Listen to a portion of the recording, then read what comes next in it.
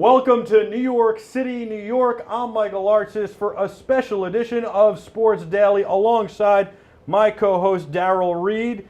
And we are in the heart of New York City, just steps away from Radio City Music Hall for an NFL Draft Spectacular. We are above Radio City, 48 floors above Radio City to be exact, and Russell Fugett is here joining us to be part of our draft show. He's going to talk a little draft with us. We've got a lot of special guests for you here tonight on the program, and we're broadcasting on sports.com and ustream.tv. You can call us up and participate with any of our guests, 347-480-1724. That's 347-480-1724. That's the number to call. Reach us on Twitter at sports_media. That's sports_media. We have some very special guests coming on later on the program. In fact, a man very close to Russell Fugett is going to be joining us. His name is Gene. He's been great leading up to this. He's a former Dallas Cowboy and Washington Redskin, and he's been telling us all about the NFL labor situation. Today we had Ryan Clark on Sports Daily. We'll show you that interview. And we're going to talk to the players about what was going through their minds on draft day and what the NFL draft meant to them and what draft day is like. Let me tell you something. The draft has begun, and Cam Newton, as predicted, has gone number one. Darrell, you first. Anybody surprised by that? No, but I said I wanted Cam to be number one. You know, second time a black quarterback has been selected number one, as Mike pointed out on a previous show of Sports Daily. And I'm just happy for Cam Newton. Everything that he overcame in college, he proved that he was a great college player, that he deserved to be the number one pick of this draft.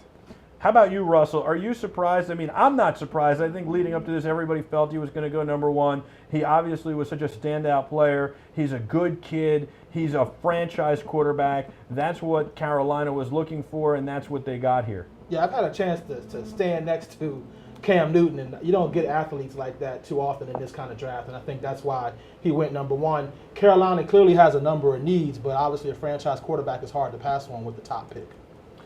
Michael Vick was the other black quarterback who went number one, but I think that there are a lot of good feelings about Cam Newton, and I think he's a different quarterback than Michael Vick. A lot of Michael Vick's struggles on the field have been attributed to his run-first mentality, which he seemed to have calmed down in recent years. But can Cam Newton be a franchise quarterback for the Carolina Panthers, and can he do it immediately? That's the question. I think that they believe he can, and you know what? I'll tell you right here tonight, I believe he can. Darrell, what do you think? You know what? Cam Newton reminds me of a Vince Young with a stronger arm. He's a very athletic quarterback. He makes great plays with his legs on the field, and you've seen that all through this whole season in college football, as well as in the bowl game. But what Cam Newton has that Vince Young lacks is he has an arm. He has a touch. He's able to put the ball down the field, put it in tight places, and I think that's what separates Cam Newton from other great quarterbacks or other great athletic quarterbacks as they try to compare him to. Well, you know what I think is interesting is that he showed up in New York for the draft. He's down there at Radio City, took a nice picture with the commissioner. I wonder if he said anything interesting to him. I know that Ryan Clark said earlier in the day he would have said something like, what are you trying to do to us guys? I know the labor situation, a lot is very fluid with that. The players are able to now, by law, return to work. This must be very exciting for a guy, even a guy like Cam Newton, for what he's going through right now. And he looks good in the colors, by the way. I have to say, he looks good in the colors. Do you think Carolina made the right decision for them? They desperately need a quarterback. I do. I mean, I think Clausen didn't demonstrate the ability to be the leader they needed. Matt Moore did not demonstrate to be the leader that they needed. So they had to go with the quarterback. And Cam Newton, I believe, has won in high school. He won in junior college, and he won the national championship at Auburn last year. He's a winner, and he has the talent to lead the team. It's obvious that Carolina needed a change at quarterback, and they were lacking in the passing game as well as the running game. But in the passing game, they definitely need a leader, and I believe Cam Newton has shown he's a leader. He's a great leader, and you can't argue with that. Now, I don't want to harp on the NFL labor situation, but I think that I just want to say that there's been a lot of doom and gloom around the NFL in recent weeks, and this is the first thing I think that has been exciting, and I think that this is getting the draft off to an exciting start. It feels a little electric, and I got to tell you something. I think it's the right decision at the right time. And when you see those pictures, you kind of forget about all else that's going on, at least for the next few days for the draft. And I think that that's exciting. Now, you had a draft day where you weren't drafted, and you had to sit there and wait for the phone to ring and wait for your name to be called. But it still must have been exciting. You thought you were going to go in the second, maybe the third round. What was going through your mind at this point in the draft? Fortunately or unfortunately for me, on the first day of the draft, I really didn't think I would get picked, and it wasn't until the second day of the draft. Back then, it was first 3 rounds, and then 4 through 7. I'm sorry, but now it's just 1 round today, and then rounds 2 and 3 tomorrow, and then 4 through 7 over the weekend. And for me, it wasn't that tough because I expected to be either a late draft pick or a free agent. So the idea was already in my head. Of course, I would have liked to have been drafted, but it didn't happen. And what did happen was probably the greatest thing that happened to me in my life, and that I became an Indianapolis Colt as a free agent. Unfortunately, I don't think this year free agents will be able to sign after the draft. And that's going to be something that's really disappointing, especially for guys, because they won't be able to get on teams or get with teams or practice with teams, and they'll have that long stretch of wondering what's going to happen to them, wondering what's going on in their lives, wondering what the next chapter is. And there is no football Europe, NFL Europe anymore. There's the Arena Football League has shrunk down, so there are a lot less options out there, and the UFL or the USFL is floundering. So there are a lot less options out there for guys who are undrafted free agents, even to just keep their mind and their body active. And what do they have to do? What do they need to do to keep their mind and their body active? Well, for the veteran players out there that are free agents, they already know what it takes. They already know what it takes to get ready for the NFL draft. They know, they've proven it. They've done it year in and year out. So they know what their body needs to get to, what type of shape their body needs to get in to be ready for an NFL season. Unfortunately, there's no OTAs, there's no workouts with teams, there's no mini camps right now. So I think teams don't have a good gauge for where their players are. And of course, there's always players that are a little underweight or a little overweight. You got wide receivers and cornerbacks that can't hold weight, and then you got offensive linemen and defensive linemen that might come in a little too heavy. So you're dealing with that, and usually the teams manage that and manage those players during these time periods, and that's something the NFL is definitely missing out on.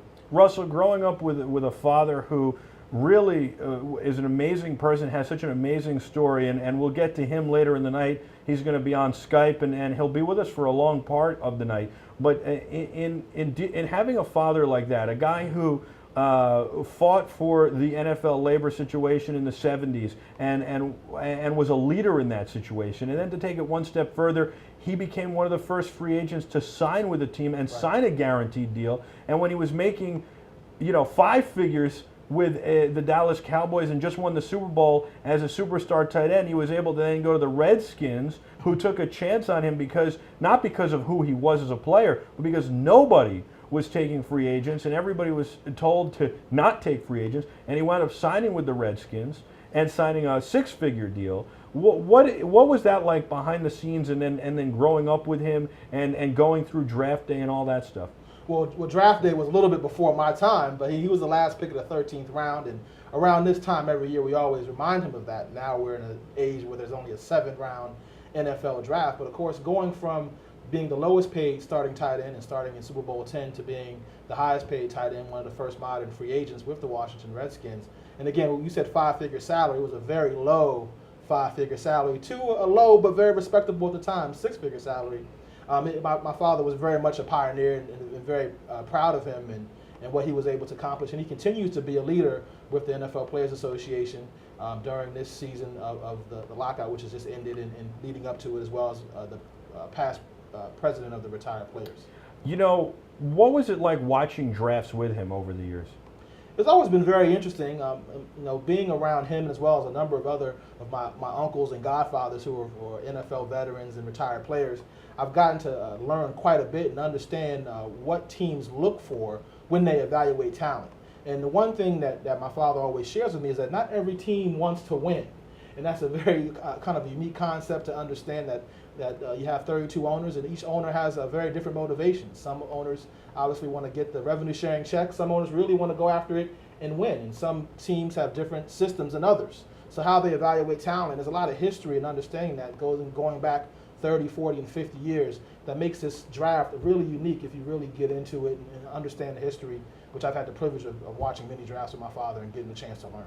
Well, maybe we can have your father join us now via Skype. I think that Artie back in the control room was holding the fort down with a great crew, including Erica DeTota and Greg Dorman, and who are stayed from Rally Notes to help us out with this special edition of Sports Daily, and we do appreciate it. And Adam Holtz, who's back there. We appreciate the entire staff working so furiously back there. Maybe we can bring Gene on now and keep him on through most of the show via Skype. So, you know, and have his insight throughout the show, which I think would be really, really good. And I got to tell you something. I think that this draft, leading up to it, it's exciting now. But it was, to me, the most unexciting draft I've seen in my life because I felt I didn't know what the draft was going to mean. And there's so much talk of the draft won't count and all this other stuff. But now that it's here, I'm excited, and I feel that eventually everything will get worked out in the NFL, and that will be important. And so what we're going to do is we're going to take a quick break on Sports Daily's special edition of the NFL Draft Show on sports.com and ustream.tv. This is for you, the fans. We're talking to the players from their perspective. We'll talk to guys like Dwight Freeney and Raheem Brock about what their draft days were like. We'll go down memory lane with them. In addition to that, we'll bring on some other guys who have some very special draft day stories, and we'll talk to some people who are down on the draft day floor. And just in case you're wondering about the draft, because we haven't talked too much in depth about the draft itself, we're now on pick 6. So Cam Newton went first, Von Miller second, Marcel Darius third, A.J. Green fourth, and Patrick Peterson, your guy from LSU, Russell, he went fifth to the Cardinals. So we'll get back and we'll talk about all those picks, or some of those picks, right after this break.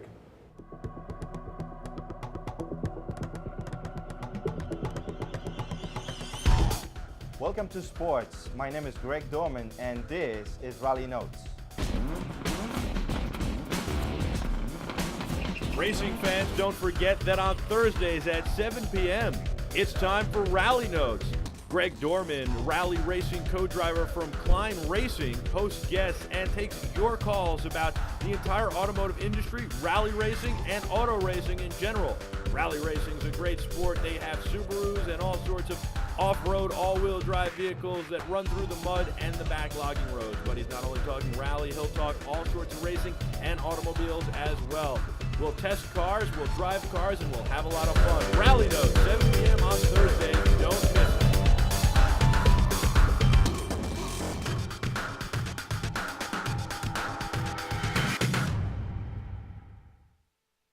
Welcome back to this special edition of Sports Daily. Michael Artsis, Russell Fugett, and we're here. And it's first round. We're deep. We're not deep. Early in the first round of this NFL Draft 2011. And I think we have a special caller on the line from skinnypost.com. We got Steve O'Reilly on Skype from skinnypost.com. And Steve, the first thing I got to ask you is the Broncos take Von Miller, an outside linebacker. They make a big deal about whether Tim Tebow is their quarterback. John Elway now at the helm, basically, and they go with an outside linebacker. You surprised by that? I admit I was a bit surprised with the move. I really thought that it would go defensive tackle, especially switching to a 4-3. And that AFC West has such good running attacks with McFadden and Jamal Charles.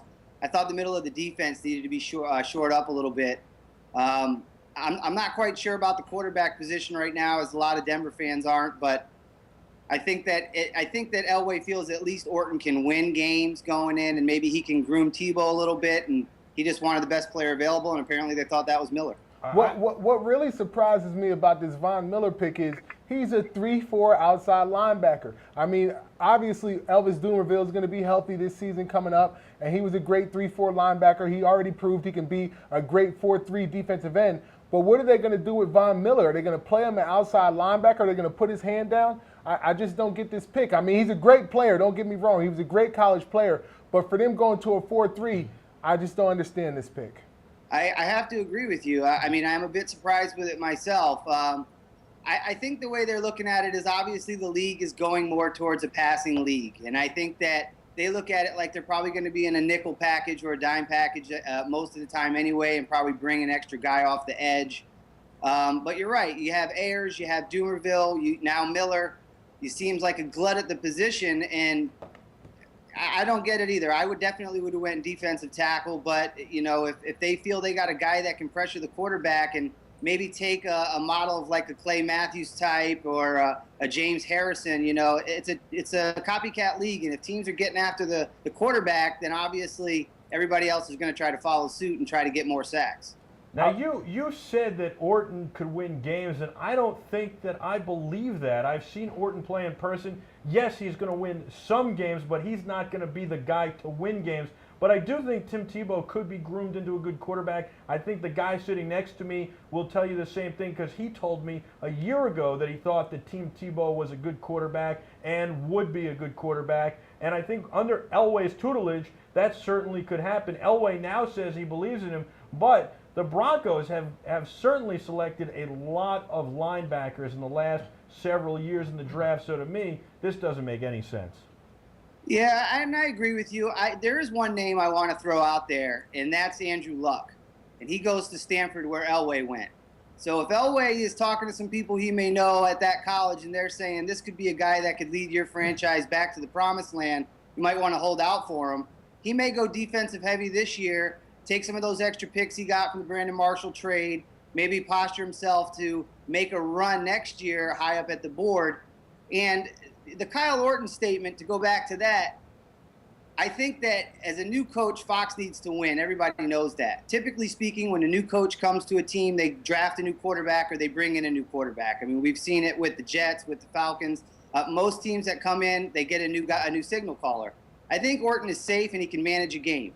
If Elway feels that he can build up the defense and keep a guy that can manage the game and they play small ball, that's probably the route they'll take until they're ready to let Tebow go or bring in somebody else. I don't feel like quarterback is not one of their pressing needs. They have Orton, they have Tebow, they have Brady Quinn over there. They have potentially 3 starting quarterbacks. Depending on what team you put them on and who you argue with, 3 starting quarterbacks on their team. So and I do believe Orton or Tebow can win for that team. I'm really not worried about the Broncos at quarterback. I thought probably felt, I thought they would take Marcel Darius, who was the top defensive tackle in this draft. Absolutely, and especially when you consider how bad they were gashed last year in the run. I mean, it doesn't take anyone that watches the Broncos long to remember the Raiders and the 59 points they put up in Denver, and McFadden was basically running up and down the track all day long. And, they have to address the middle of the defense. The middle of the Broncos defense hasn't had any teeth to it, to be honest, except for the last 6 games when Darrell Reid was doing his thing with the Broncos when he started off. But aside from that, Al Wilson, when he left, I think that heart and soul, the middle of that defense kind of left with it. And teams just run right between the A and B gap all day on Denver, and there's really not an athlete in there that can do anything. Well, a lot of people would say that you're being kind to Darrell Reid right now, but the truth is that what you said is the truth. Darrell Reid made such a difference on that team, and Elvis had a career year because of Darrell Reid, and so many people who follow the game will tell you that. That's why it made no sense that they cut Darrell Reid, and then they just try and find all these guys. And he's sitting here blushing and thinking that we're being ridiculous, but it happens. I hear Darrell Reid one more time.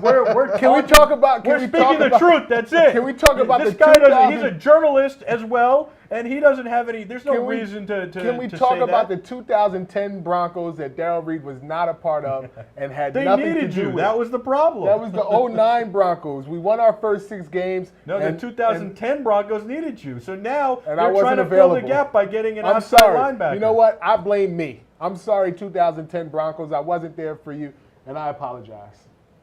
Well, look, nothing you can do about an injury that you sustained playing hard. I wanted to jump in and just ask real quick. Why wouldn't the Broncos? I know they just paid Champ Bailey a bunch of money, and he's a 13-year veteran. And you got Goodman on the other side, who's a 9 or 10-year veteran. Why not a guy like a Patrick Peterson? I thought would have been a great fit in that secondary in Denver. And I agree. I think Patrick Peterson's a great fit in any secondary, but if you feel that you can't get after the passer when you switch defenses, I think they look at that 4-3, and Dumerville, was he going to go to end? He may not be as effective standing up, so let's put somebody else on that side and have him, attack the passer. Without a pass rush, a secondary is really useless. I mean, they tried the thing with bringing Jamal Williams in. Obviously, everything with Jarvis Green didn't work out. So to me, they needed to address the defensive tackle position, and they just didn't do that. And I don't know, maybe they will with their other picks in the draft. But to me, this was a prime opportunity, second pick of the draft, to get a top defensive tackle in Marcel Darius. And to me, they just missed out. So I don't know. I guess if you start grading Elway on this draft, I don't think you're going to give him a high grade, at least, on paper right now. Well, Darrell, keep in mind, too, that if Nick Fairley falls, and I haven't really been keeping up with the last couple of picks, I don't know if he's been selected, but if he drops and drops down to maybe a 12, 13, somewhere in there, Denver may jump up and grab him and think that they got excellent value and walk out of the first round with 2 new members of the front 7 and feel like they won because maybe they didn't grade fairly that far than they did from Darius. So maybe they feel if they can walk away with both of those players in the first day, then they did excellent. Maybe they still have a plan. What do you think about the Bills picking Marcel Darius at number 3, the Bengals getting A.J. Green at number 4, the Cardinals taking Patrick Peterson at number 5, or Julio Jones going at number 6 to the Falcons, or the 49ers taking Aldon Smith? Do you think that these were good picks? Do you think that these teams, I know I just threw a lot at you at one time, but I know your time is limited, so I want to just get your feeling on how the draft is going so far on these picks before we let you go. Yeah, I think Marcel Darius was the slam dunk at that point. They were very happy that he fell. Bill Parcells said it best, when you see a big man that can move fast, you draft him, bottom line, and they did that. Then, the next pick, I think that everybody knows that Carson Palmer needs a little bit of help. And as far as maybe a new toy to play with, if you will, keep him happy. You've got a stud receiver there. Patrick Peterson's a no-brainer. He's probably the best player available, all-around skills. He can do a lot of good things. And I really like Aldon Smith. I think that he has a frame to get a little bit bigger. I think he can play with his hand in the dirt. I think he can play standing up. He's got good fluid hips. I think he can cover a little bit. So I think right now you're just seeing the best player go at a position of need for each team. How do you feel about Cam Newton going first? Do you think he deserved to be the first pick? Do you think that was a good pick for Carolina? I absolutely think it was a good pick for them. I think he does deserve it. He has some things that he needs to work on, but that's what NFL coaches are for, to groom them and to develop them. But he's big, he's fast, he's got a good arm, and it's going to create a buzz in Carolina. When you get a guy that can do things like that, you're going to sell seats, you're going to sell jerseys, you're going to make your fans excited, and, it gets Steve Smith. Maybe we'll see him again. I can maybe put him on my fantasy team over the last couple of years. He's kind of disappeared. No, come on, Steve. I know your name's Steve, but Steve Smith is out of there. But we got to get to this. You might be right. But they need a quarterback. Cam Newton's upside is just too big to ignore. And if you're going number 1 overall, you have to take a quarterback in that position or you trade out. That's my opinion. Okay, Steve, we gotta talk to you about this last pick, number 8. The Titans just took Jake Locker from Washington, a highly touted quarterback, especially going into his senior year. A lot of people said he should have came out his junior year, but he ended up staying and kind of fell a little bit further. Some people said he could have been the number 1 pick of last year's draft. How do you feel about that pick for Tennessee? Because we know they're trying to do away with Vince Young. Yeah, Vince Young's days are numbered. I actually predicted this pick on our website the other night when we did our top 10. I had Tennessee taking Locker, and only the reason because his speed and versatility with Chris Johnson in the backfield, that can be lethal. I mean, he can run the Wildcat. They can run some kind of gadget plays, maybe option plays. He's going to help in short yardage. and he's got a lot of tools. He did have a down year last year, and that's why he dropped a little bit, like you had alluded to. He was maybe a 1, 2, or 3 if he had come out a year before. But I think Locker has all the skills at the NFL level, and if you feel solid about your quarterbacks coach and that coaching staff, he could develop into a very good player that has a lot of athletic ability and can do a lot of things, especially when you have a running game like Chris Johnson there to help out.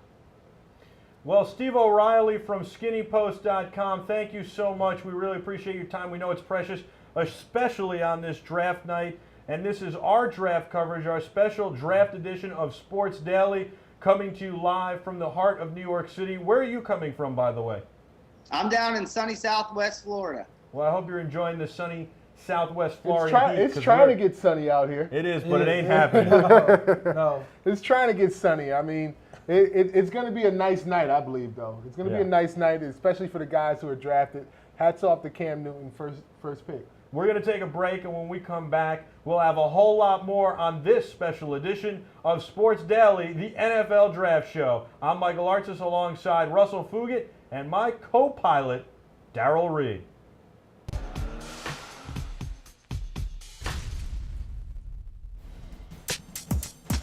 Hello there, everybody. Welcome to the Warning Track. I'm Matt Mankiewicz. If you could change one thing about the game today, what would it be? Baseball fans, don't forget to check out the Warning Track Friday nights at 6 p.m. with Brett Quintine and Matt Mankiewicz. They'll take you through the MLB season, talk everything baseball, have great guests, and field your calls. It's 6 p.m. on Friday nights. Don't miss it. The Warning Track. It's out of here.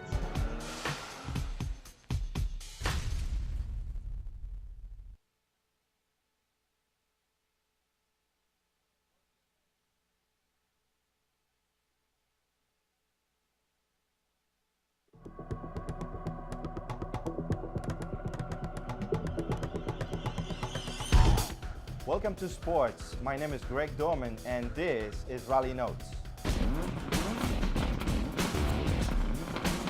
Racing fans, don't forget that on Thursdays at 7 p.m., it's time for Rally Notes. Greg Dorman, rally racing co-driver from Klein Racing, hosts guests and takes your calls about the entire automotive industry, rally racing, and auto racing in general.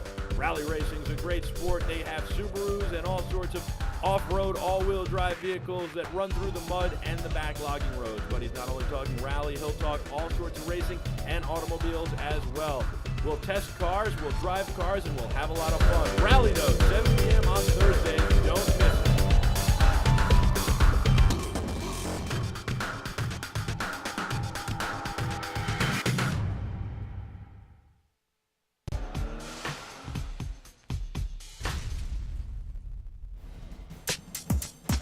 Hello there, everybody. Welcome to the Warning Track. I'm Matt Mankiewicz. If you could change one thing about the game today, what would it be? Baseball fans, don't forget to check out the Warning Track Friday nights at 6 p.m. with Brett Quintine and Matt Mankiewicz. They'll take you through the MLB season, talk everything baseball, have great guests, and field your calls. It's 6 p.m. on Friday nights. Don't miss it. The Warning Track. It's out of here.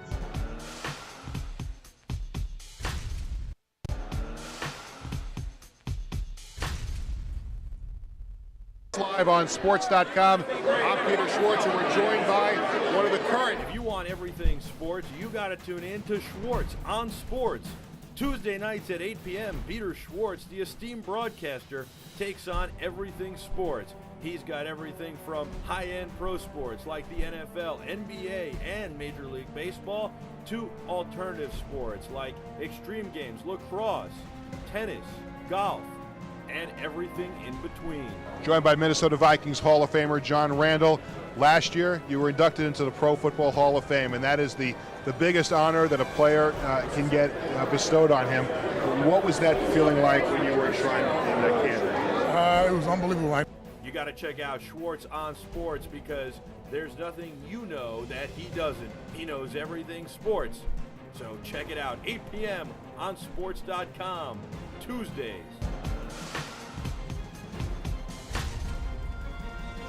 And welcome back to this special edition of the NFL Draft Show here on Sports Daily.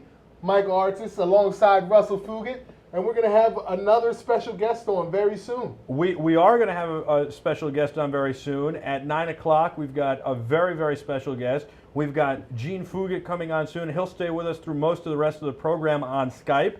And we're working. You see us all working the phones as things are going. We're working the phones, the computers. We're live. We got the people behind the scenes, Dorman and Holtz and Dakota, and we got Artie. He's working furiously like the wizard behind the curtain, like a maestro. We were going to turn sports upside down, and we're doing it. I'm trying to find out how much the Atlanta Falcons paid to move up in the draft, paid the Cleveland Browns to get up there and get Julio Jones. Well, like you said, some teams want to win and other teams have a different plan. Maybe the Browns have a different plan because they certainly don't seem like they want to win. And I think that's part of the the Browns did well.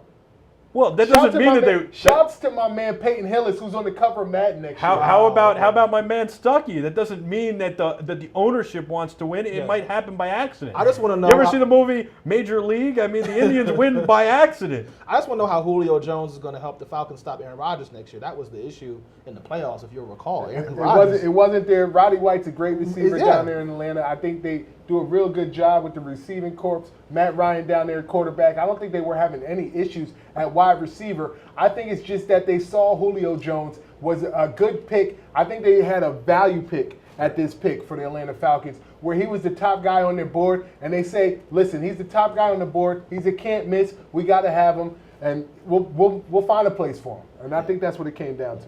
And I'm really got to do a little more research and find out, Mike Munchak, now the coach in Tennessee, drafting Jake Locker. I'm really curious to see what they're going to do now. They still got Kerry Collins, and I don't know if he's still going to come back. And, of course, Vince Young, as we said. So a lot of interesting things shaping up, and the Dallas Cowboys are on the clock as we speak. Exactly. And what is an interesting pick to me is this pick by the 49ers at number 7, where they took Aldon Smith from Missouri, a 6'3", big defensive end to fit into their 3-4 scheme. And I think that kind of shores up that defensive end spot for them. Somebody who can man the middle and is just a real tough guy. Maybe put a couple pounds on in the NFL. Little undersized for defensive end in a 3-4 scheme, but I think can really grow into the position. Well, we have a special guest who's going to be with us for most of the night now, joining us via Skype. You know this man very well, Russell, really? and we're becoming good and fast friends with him as well, and we know him well at this point. Gene Fugett. Gene is joining us via Skype. Gene the Dream! How you doing, Gene? Gentlemen, how you doing? Good. You look good, man. Oh, thank you. Well, I got some rest today. I had a very late, busy night, and then I got up today, really stressed out. And as usual, one of my kids emailed me today reminding me that back in 1972, I was the 338th player picked in the NFL draft. I'm glad we don't have to stay here that late tonight. Gene, what was it like, though? If you think back to those days, were you nervous? Were you with your family? What was it like? Did you know you were going to be in the NFL? How did it happen? Well, I went to a Division III school called Artsis College, and I only played 8 games a year, had no spring football, and I thought I had a chance perhaps as a free agent, but frankly, I thought I had a much better chance getting into Harvard Law School than making it into the NFL. So that's just to show you, what I thought my odds were.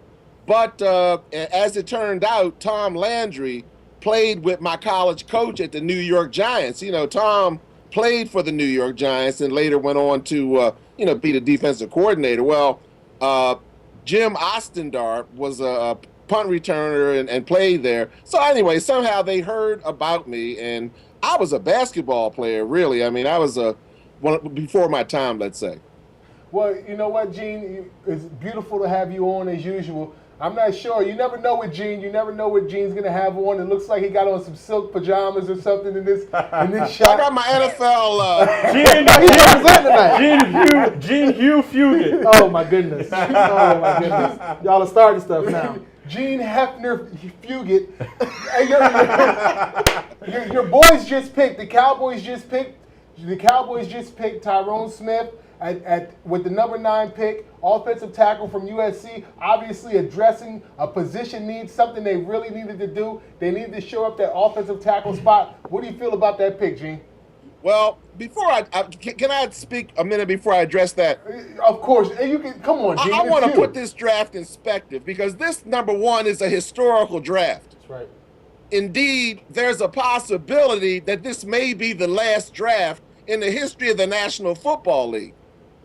When I came out in 1972, there were 17 rounds, and after all of the bargaining over the years, we finally got it down to 7.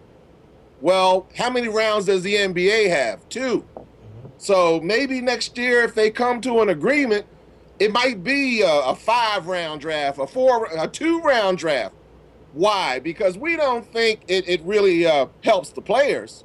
And now they're talking about paying the players differently. So this draft also could be meaningless to the players. In fact, the top players getting picked could get screwed because if I'm coming into the NFL, I want to come into a good team. I was so lucky to get picked by the Cowboys. If I got drafted by the Falcons, I'd have been washing cars a month later. I'm telling you, if the last guy gets paid the same as the first guy, they'll be talking about this draft for a long time. Now, for the Cowboys, I can assure you that's a team that wants to win. I can never forget my first encounter with Jerry Jones. We were negotiating Tony Talbert's contract. And I tell you, getting to know Jerry, I've been around owners that wanted to win. And Edward Bennett Williams representing Jack Kent Cooke, he too wanted to win. And I was really lucky because a lot of my friends played for owners that did not, and it was a big difference. Gene, what do you think if they only go to 2 rounds? If they go to 2 rounds, what do you think that this will mean for the players? And I mean, only having 2 rounds. Darrell was talking before; he was a free agent, signed, and it was a little nerve-wracking. But on the other hand, it was a good experience for him, and he went to the Indianapolis Colts because of that. What do you think? If they only have 2 rounds, how beneficial that'll be for the guys who wouldn't be going until round 3, 4, 5? Well, the way I look at it, and I'm a player, I'm not a team owner at the moment, so I'm speaking from a player perspective, and it certainly gives players more opportunity. And I'm telling you, there's some teams I would never want to play for, but if I had to, what choice do I have? I don't think it just makes it easy for the NFL so they don't have to work hard because they can only sign so many players. You only have so many on a roster. So the top 1,500, 1,700 NFL-type players are going to be in the NFL. But the question is, where will they be? How long will they be there? And how will they be compensated? Gene, I totally missed your answer to my question. How did you feel about the Cowboys picking that offensive tackle from USC? Well, I got an issue with USC now, and it's just personal. I mean, those guys were really kind of soft, but they needed an offensive lineman. I mean, Dallas, first of all, again, I told you I know the owner, and I have a long history with the head coach because his dad coached me at the Cowboys, and I got to know the Garrett family, so I followed him, and especially when he was at Princeton and everything. And I'm telling you, this is going to be a different Cowboy deal. Now, how it's going to turn out, I don't know. But I think with the new coach and then sneaking in Rex Ryan's brother, everybody missed that one. I don't know what the Cowboys are going to look like next year. But they need time for Tony Romo because he doesn't do well with somebody in his face. Now, Gene, I'm going to have to ask you about the best team you ever played for, the Washington Redskins.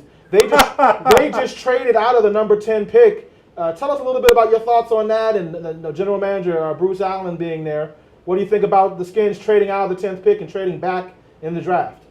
Well, it looks like Bruce Allen is really the general manager of the Redskins. Now, the previous people were there. We didn't know who was making decisions, what the philosophy was, etc.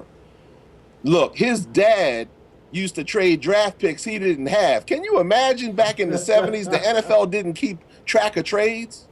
So before the draft, teams would get on the phone and trade draft picks. George Allen traded one pick like 2 or 3 times, and nobody caught up because the league office didn't even know about it. So this is the atmosphere that Bruce grew up in, and he knows that there are opportunities. And anytime you're in an opportunity and everybody's buying, you want to sell, etc., you know that axiom. I think the Redskins are doing something that no other team is thinking about, and that's they're going to give up those early picks, and they're going to get what they always like to get, veteran free agents. And everybody knows there's plenty of them available because none were able to sign. Now, how do you feel about the Jaguars jumping up? We'll see who they're jumping up to get, but I'm not so sure what they're going to do with that 10th pick. Well, the Jaguars are very interesting, and Russell and I had a chance to talk to Coach Ernest Byron down there. He's the running back coach. We knew him when he was here in Baltimore with the Ravens, and he was very optimistic. He said that his team, even though they didn't make the playoffs last year, he said if they could cover 2 spots or maybe 3, they could be right back in the playoffs. And I found that surprising, and that wasn't just boastful. I think he really believes that. Now, Gene, we have a very, very special... Hold on. Another surprise. Wait, let's get to this Well, in a the second. Jags just picked. Well, hold on. Hold your horses, D, because we got It's a a Colt surpri- on the line. Okay. Now, all Gene, right. you're going to stay with us. Stay All with right, us I can't throughout argue the with night that. on Skype, Ooh. please. We're going to keep you on Skype, and you're going to be in all night. But right now, we've got a very special guest, and that is Dwight Freeney. Dwight, welcome to Sports Daily with Darrell, Reid, and Michael Artsis. This is a special edition. This is a special edition of the NFL Draft Show. Also joining us in studio is Russell Fugett, and on Skype is Gene Fugett. So, how you doing, Dwight? What's going on, man? How you doing? We're good, man. The last time I saw you, you hit me with a golf ball at Strahan's golf tournament. Yeah, exactly. Game's got a lot better since then. That's good. That's good. Because you're scary. It was a rough day. It was a rough day. You're scary on the football field, but you're also scary on the golf course. Dwight, when you think back to your draft day, what was that experience like? Can you take us through it? Well, I was getting projected anywhere between 11 in the first round and like 29. I decided to stay home and be with the family, and it was a great experience because he had no idea. So as the picks go by, you get phone calls, you're going to be the next pick. And actually, the first real opportunity to get picked, I got picked by a coach. I was excited. Tony Dungy, he was a defensive coach, minor coach. I was a big fan of his, and it was a great experience, man. They flew me, they picked me up, and I flew down to Indianapolis with everybody. Very excited. Dwight, as being the 11th pick of the first round of the NFL draft, I mean, coming from Syracuse, coming from Connecticut, I mean, how big was that for you and your family? I think that was huge.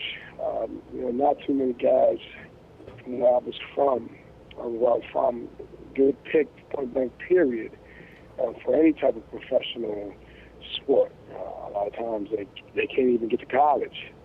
And so I kind of paved the way a little bit for guys from Connecticut to go out there and just represent for home.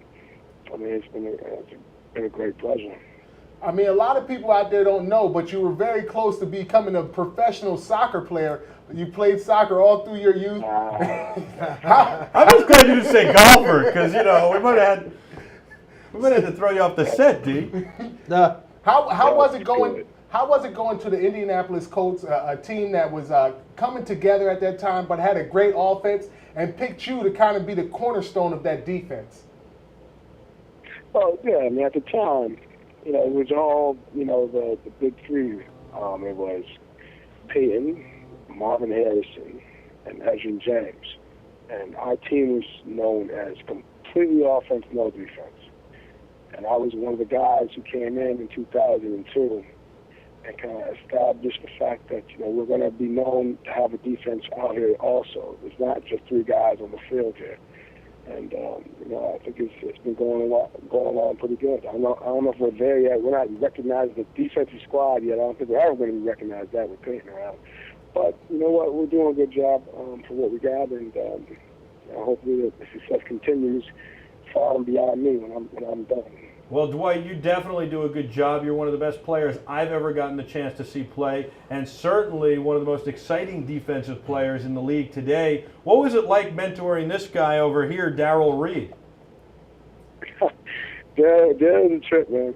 Darrell, I think Darrell is one guy, and I will say that, he really worked hard. He was one of the hardest working guys, and it was really I think it's a prime example of the more that Free, don't tell too many of them stories. Hey, wait, let him finish. He was just making a...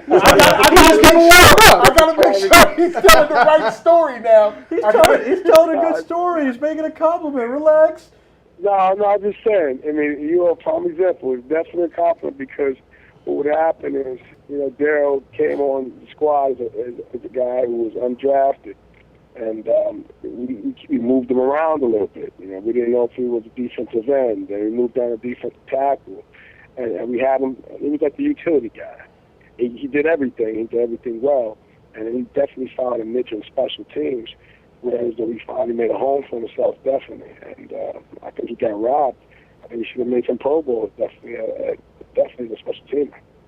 Well, that's very nice and certainly a wonderful compliment coming from you. And I think what you just said to me means a lot to the guys here tonight who don't get drafted. If they take that to heart, they realize that there is a place for them on an NFL team when all this stuff shakes out with the labor situation, and that they can go on to have a great career and excel in the game. When you think back to your draft night, when you got that call, what was the reaction of your family and friends, especially the Colts, such a historic and legendary team? First off, Dwight, where were you? Where were you during the draft? Did you come down to New York? Were you back home? Where were you during this time?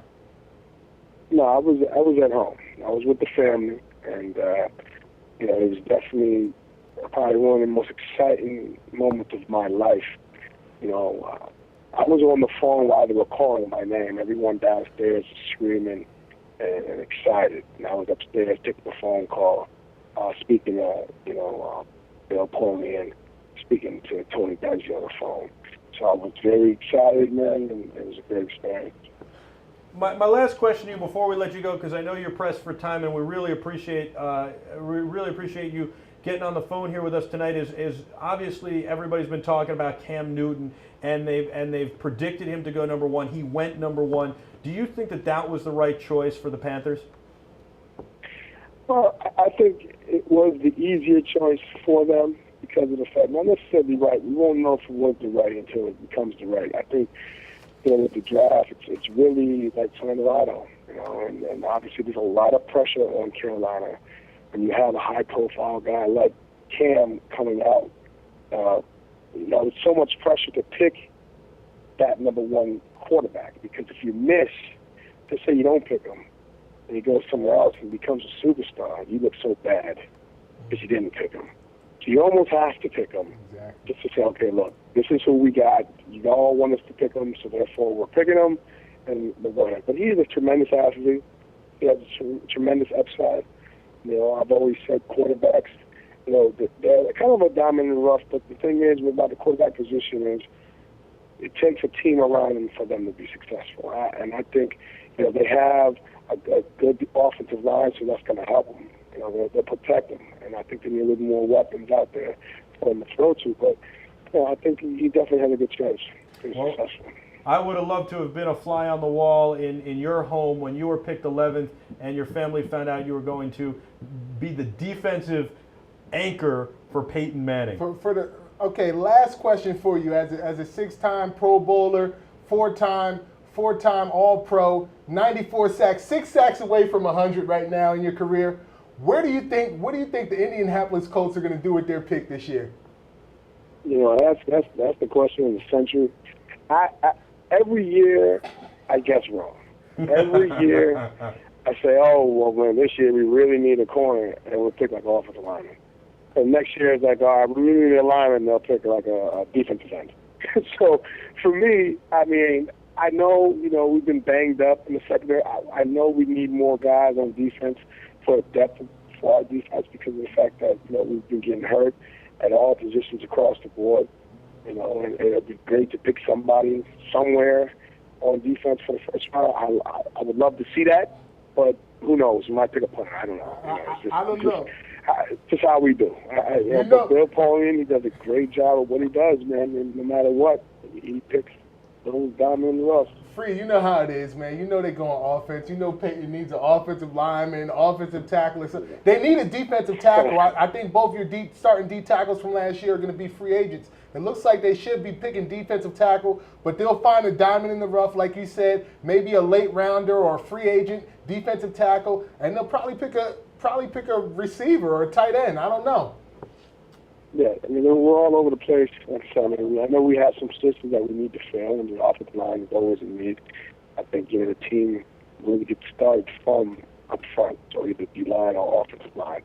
But, we'll see. And I'll be watching like everyone else. Well, Dwight, thank you so much for joining us on this special edition of Sports Daily on sports.com and ustream.tv for our NFL Draft Show. And I look forward to hanging out with you and D at some point, and good luck in this season and the labor situation as well. All right, man. Thank you. Appreciate it. All right, Free. Thanks a lot, man. Well, your good friend Dwight Freeney joining us, which was amazing because I like his draft perspective of what it was like for him. Somebody who goes early in the 11th overall pick, rather, and what it was like, especially to a team like the Colts where Peyton Manning was already established as a fierce competitor and a great quarterback, and all they really needed was to get their defense in shape at the time, and he was really the guy who they picked to anchor that defense and put them together. And so it's just nice to hear that insight, and of course what he has to say about the draft this year as well. Yeah, very interesting. And of course, when Tony Dungy was there with those Colts teams, Dungy was really bought in there to really rebuild the defense. They had the big three, like he said, with Peyton Manning and Marvin Harrison and Edge. But he came in and really begun to anchor that defense and got them to the Super Bowl in the victory. Did you know that this guy played in the offense behind Peyton? Really? On goal line plays? So there's been some more picks. He played fullback. So let's get to what you wanted to talk. He's like the only defensive player. What did he do? No, that's what Free was saying, and I think it speaks so much and it speaks volumes to the guys who are not going to get drafted in this draft, and that they can go on to become active and major parts of teams that make a difference and help win Super Bowls and championships and all that stuff. And so I think that was great what he said, of course, as well. And I just wanted to point that out. But no, he did everything. Yeah. He did, and it was fun to watch too. But anyway, now back to the NFL draft. Yeah, no. But you were gonna. I was gonna say you were gonna tell us about the well, move. it's not even fresh anymore. I wanted to talk about it while it was fresh. The Jaguars moved up. Well, who they picked, I think, is worth discussing. Exactly. And that's why I was trying to jump to that conversation Right. before we got Freeney. I know, but Freeney was on the phone waiting. They And told me he's he was got a already, lot going on. we were already burning time on him, so we needed to get to He him. can get Freeney anytime. People like you and I, normal people, we got to take it when he comes. So excuse us for jumping on. We really appreciate Dwight coming on. Sack master, spin master. He's got 6 sacks to 100. I didn't know that till I just One of the Brett Favre's going to be out there so he can fall down for number 100. I hope he gets it. And I know Freeney, I wish I would have said this to him while he was still on. I know Freeney is very happy that Cam Newton did not fall to the Tennessee Titans because he would be facing them twice a year. And that would be more than a handful. That spin move is amazing, by the way, that Freeney has. Fastest spin move in the world. It's unbelievable. It really is. And you got to watch it from the sidelines, and also, I mean, you kind of see it out of the corner of your eye next to him. Me and Free used to have like little like calls, just me and him used to run. Like I would get him free sometimes. Well, hey, man, Sometimes, it worked. Every time. How many? What would you say? You contributed to 25 of those 100 sacks? I'll take 5. 5. I think I had something to do with 5 of Freeney's sacks. Hey. Free, if you ever get paid per sack, which I think he does right now, you owe me 5 of 100. I will be your agent. 5%. I'll be your He agent. owes me 5%. We got, you know what we 5 got out to of do? 100 is 5%, right? We got to get, that's true, 5%. There You owe you me go. 5% Free. We got to get Gene Fugett back on the line. I don't know what happened, but he's not on Skype anymore. Artie's telling me that in the control room. He's probably watching the Laker game. So back to this Jaguars pick at number 10. They take Blaine Gabbert, the quarterback, that everybody was really talking about going into his senior year, the quarterback from Missouri. How do you feel about that pick, Russ? I'm just wondering. I mean, I guess they're feeling not too great about Garrard there. He got injured late in the season. They were in the playoff hunt, and then they faded when he got injured, and Maurice Jones-Drew got injured. So I think they're looking towards the future, and I think Garrard's been there a little while now, and Maybe they see a passing of the torch coming very soon. That definitely means they're looking towards the future. Definitely a different style quarterback from Gerard, who's more of a passer as well as a running threat. But obviously they haven't won as many games as they wanted to with Gerard. And although the players in that locker room say they're with Gerard, this pick says something else. Yeah, I mean, as Gene said, Ernest Bonner said they're a couple players away, but I don't think one of the players that EB was referring to was a quarterback. But again, drafting for the future, Blaine Gabbert's not a bad pick. But they paid a price, jumped up, traded with the Redskins, and get the number 10 pick and draft Gabbert out of Missouri. You know who needs a quarterback who's on the clock right now? Who might that be? The Vikings. Really? The Vikings do need a You quarterback. mean Donovan McNabb's not in Minnesota yet? He's not there Okay. yet, but do you think that he is the guy that the Vikings really I can tell you settle what. on? I Do you tell you know what. if I tell you what. Okay. The Vikings don't need a quarterback anymore because they just picked Christian Ponder from Florida State. I don't know about the pick. But they picked the quarterback. So I guess that's their way of addressing their quarterback needs. I don't know if that's the guy for them, but that's the guy they picked at the number 12 pick. What do you feel? Well, I think the thing is that you pick a guy like this maybe with the idea of bringing in a guy like Donovan McNabb to kind of tutor him for a year or two, let him get his feet under him, and then yes, Donovan can be in Minnesota already, and maybe he can give them a spark to win now, and if not, you've got a quarterback for the future, hopefully that learns from a Donovan McNabb. I think it's a very smart move because you've got to get a veteran in there to teach a young kid. Clearly, Tavares Jackson ain't the guy. Now, I'm going to have to violate Mike real quick for tampering. You're going to violate me? What? Pause. I'm gonna have to. I think we got to bring Gene Fugett on Skype right now. Maybe we need to go to a commercial break. Let's bring Gene on first. I didn't mean that. I don't want to go to commercial. You might violate. I'm gonna do my Barkley imitation. That's terrible. That's terrible. Gene, help bail us out. Gene, look at what happened without you. We're losing it here. We had Dwight Freeney on, and then D's gonna violate me. No. You're okay. D, what were you saying? You want to say something I said was wrong about either Donovan McNabb or Tavares Jackson? I'm just going to give you a fine from the NFL for tampering because no free agents can sign at this time. So I don't know where this Donovan McNabb to the Vikings talk is coming from. Who says McNabb is going to the Vikings? Where else is he going to go? It's the only team that needs a veteran quarterback that is willing to pay out a guy like this, in my mind. He's got no other place to go, and he doesn't want to retire. He's not going back to the Eagles, who would never take him back at this point. The Redskins, oh, my God. No. He's done there. Yes. Where else is he going to go? Who needs him? Who wants him? All I know is the lockout is over, and the Bears apparently announced they're going to begin off-season workouts on May 9th. So I don't see why a free agent movement couldn't be coming very soon here. I just heard a lot of Panthers are on their way to Carolina. They're on planes already. Yeah, so. Man, you guys got to wake up. This is the NFL. Free agent movement's going on now. You don't think players are not getting signed as we speak? Well, it hasn't been announced. That all 32 general managers are going to sit on their hands and wait for somebody to blow the whistle and say, go. This is the NFL. This is when they trip people coming down the sidelines. This is when Super Bowl coaches secretly videotape people. You don't think, come on, guys. This is I agree with you. This is like a hall pass. This is like freedom for, at least a couple of weeks until an appeal is heard, and you can do whatever you want. And hey, you got Dad's checkbook, so you might as well write some checks. Wild, Wild West. So you think, hey, Gene, let me ask you this, Gene. Do you think that's the only place for Donovan McNabb to go this late in his career is to go to the Minnesota Vikings where maybe he could teach a young quarterback? Oh, you know what? He could go to the Raiders, but they probably wouldn't sign him. All right, guys, look, let's not fall into the other media. That's what maybe some of these other networks would be saying, to teach. He's a player. He's not a coach. I'm kidding. He's not about that. He's a player. I'm not saying to teach, but to kind of to mentor him. Okay, so the Vikings are getting a bonus for teaching anybody anything. But mentor, he's going to be a mentor. I don't even want to talk about him teaching anything. I want him to get into an offense where they have a running game. He needs to be in an offense where there's a running game. And Adrian Peterson's up there in Toby Gerhardt. Minnesota. Yeah, they run the ball in Minnesota. He's a play-action quarterback. Correct. Look, I played with Billy Kilmer. He couldn't even run, but he could win in the right offense.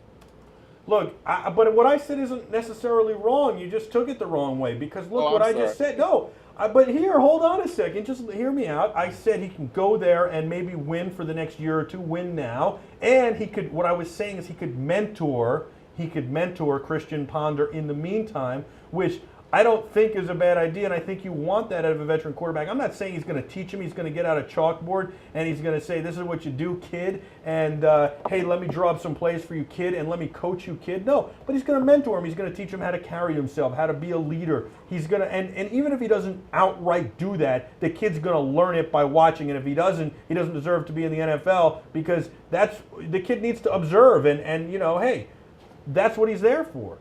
Well, like you said, it's an opportunity, but you can take a horse to water, but it's no guarantee he's going to drink. Right. So I'm just saying that's a lot of expectations.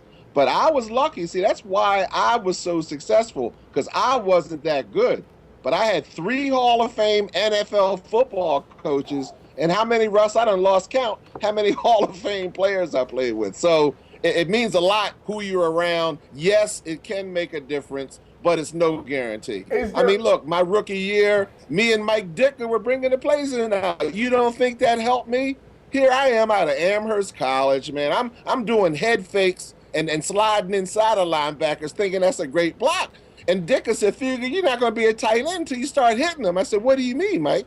He said, you come out and you put both of their fists in their stomach, then you come up with your head underneath their chin. And I said, darn, Mike, that might piss them off. And he said, Fugett, where you been playing football? That's the idea. So I did not do that in the Williams game. That's pretty awesome. That's a great story. You got mentored by Mike Ditka, and that's awesome, man.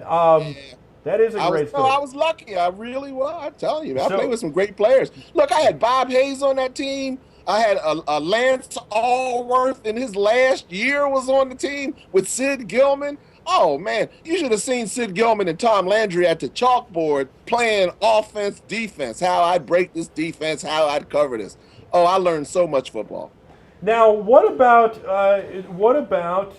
Donovan? Do you think he fits in with Minnesota? And if not, where would you see him going? Well, I think he does. And I think that owner was so smart hiring Leslie Frazier. Next year, you're going to see a totally different attitude, and everybody's going to say it's because the quarterback left. But I'm thinking that that coach, man, he lost. When you start flying in and talking to quarterbacks, the other 50 guys saying, well, look, man, I know he's good, but you didn't fly in to come see me. So the day he did that, he lost the team.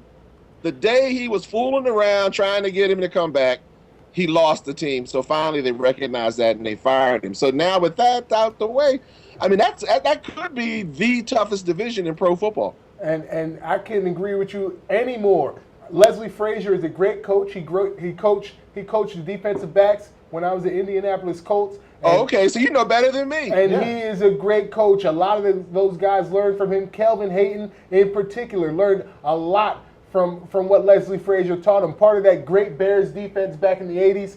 And, I mean, he's an unbelievable coach, and I think he's a player's coach, and the players really respect him being a former player. Well, coaches make a difference in the NFL, and the good coaches have a way of winning. I'll never forget that quote that Bum Phillips was talking about. Don Shula said that Don Shula could beat him with his team or his team. You know, I'm saying, okay, that's a coach. I could beat you with either team, you know. Gene, we're going to take a break here, and we want you to stay with us throughout the rest of the show. So we're going to take a break, and when we come back, we'll have more of this special edition of Sports Daily on Ustream.tv and Sports.com. I'm Michael Artsis alongside Darrell, Reid, and in-studio guest Russell Fugett. We've got Gene Fugett on Skype, and we've got more callers calling in who are special guests from around the league. In addition to that, we're going to check in with Peter Schwartz, who is at Jets camp dealing with what they're doing with the draft, and we'll check in with somebody at the NFL draft at Radio City. We're high above Radio City in New York City. I'm Michael Artsis. We'll be back on Sports Daily right after this.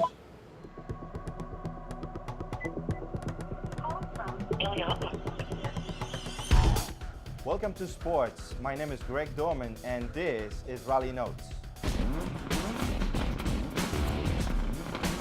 Racing fans, don't forget that on Thursdays at 7 p.m., It's time for Rally Notes. Greg Dorman, rally racing co-driver from Klein Racing, hosts guests and takes your calls about the entire automotive industry, rally racing, and auto racing in general. Rally racing is a great sport. They have Subarus and all sorts of off-road, all-wheel drive vehicles that run through the mud and the backlogging roads. But he's not only talking rally, he'll talk all sorts of racing and automobiles as well.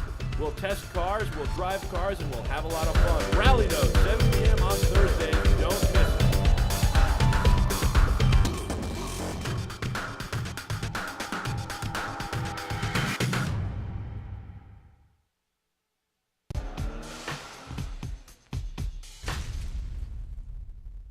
Live on Sports.com. I'm Peter Schwartz, and we're joined by one of the current. If you want everything sports, you got to tune in to Schwartz on Sports. Tuesday nights at 8 p.m., Peter Schwartz, the esteemed broadcaster, takes on everything sports. He's got everything from high-end pro sports like the NFL, NBA, and Major League Baseball to alternative sports like extreme games, lacrosse, tennis, golf, and everything in between. Joined by Minnesota Vikings Hall of Famer John Randall. Last year, you were inducted into the Pro Football Hall of Fame, and that is the biggest honor that a player can get bestowed on him. What was that feeling like when you were enshrined in that candidate? It was unbelievable. You got to check out Schwartz on Sports because there's nothing you know that he doesn't. He knows everything sports. So check it out, 8 p.m. on Sports.com, Tuesdays.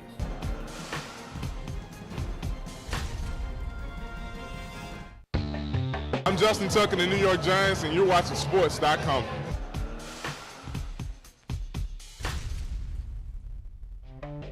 If you want everything sports, you got to go to Sportce.com. That's spelled SPORTCE.com.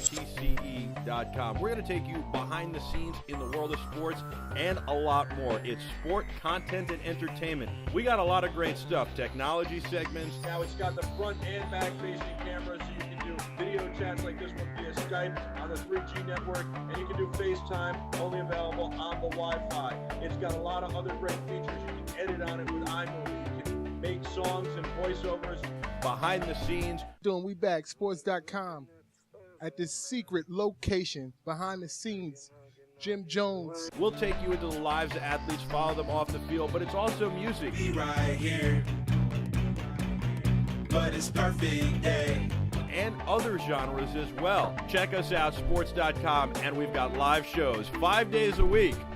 A lot of live shows with live guests in our New York City studios. We've got Rally Notes at 7 p.m. on Thursday nights, The Warning Track, 6 p.m. on Friday nights, Schwartz on Sports with esteemed broadcaster Peter Schwartz, 8 p.m. on Tuesday nights, and on Wednesdays, it's The Music Movement with Darrell Reid. Check us out, Sports.com.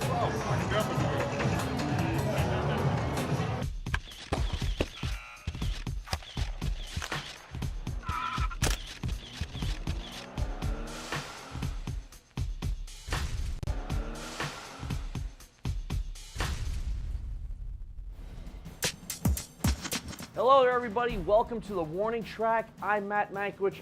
If you could change one thing about the game today, what would it be? Baseball fans, don't forget to check out the Warning Track Friday nights at 6 p.m. with Brett Quintine and Matt Mankiewicz. They'll take you through the MLB season, talk everything baseball, have great guests, and field your calls. It's 6 p.m. on Friday night. Don't miss it. The Warning Track. It's out of here.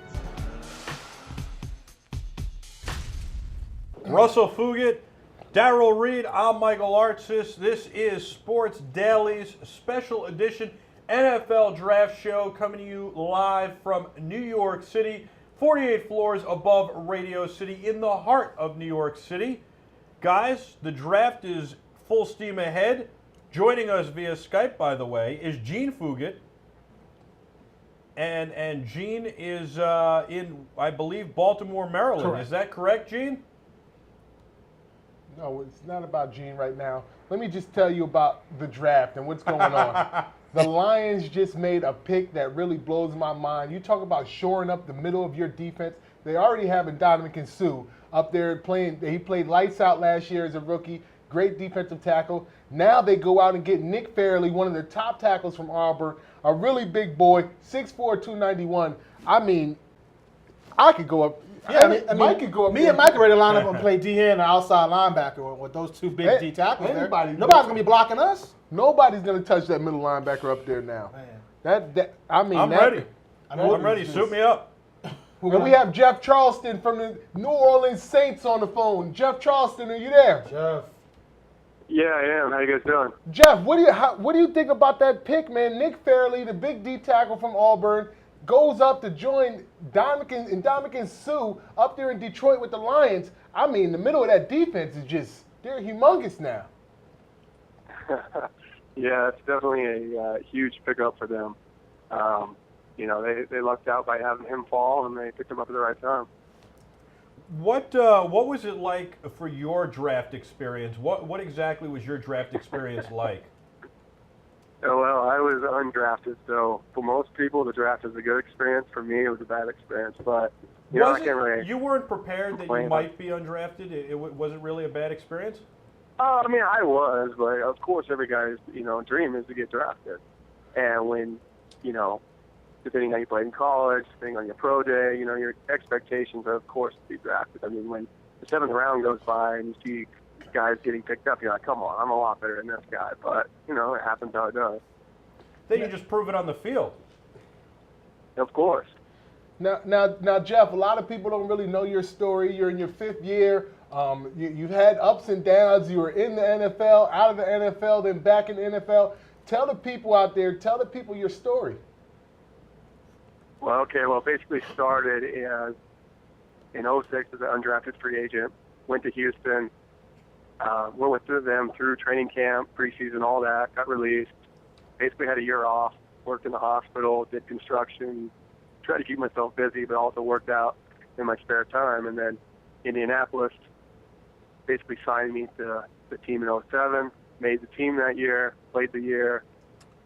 Next year got cut, ended up in New Orleans, and I've been there since.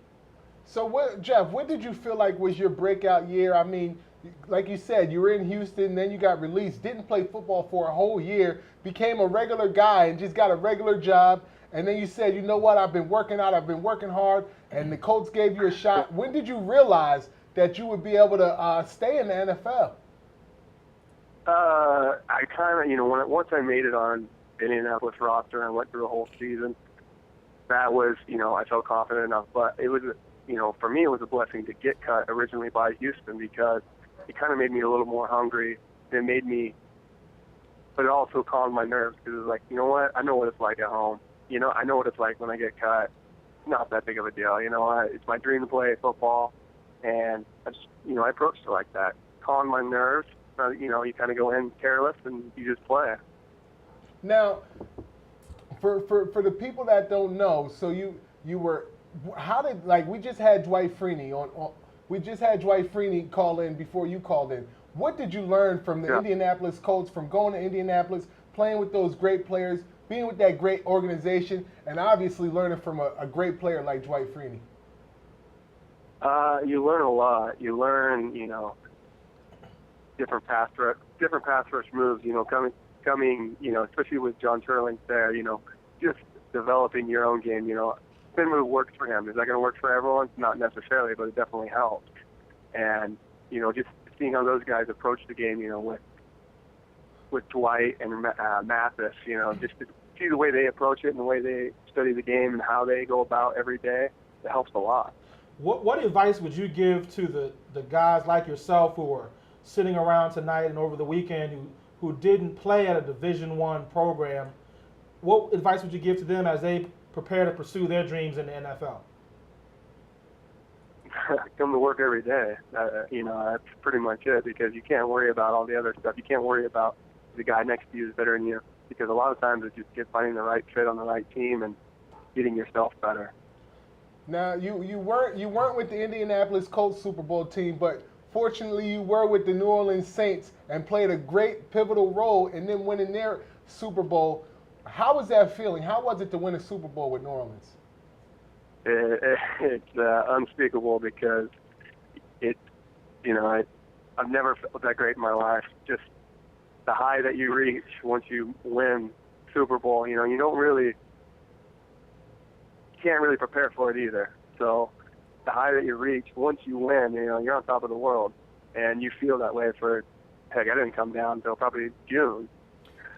It must be so amazing, especially having won the Super Bowl in New Orleans after what they went through, the whole area went through with Katrina, and then to be able to, in just a short time, bring a Super Bowl home there.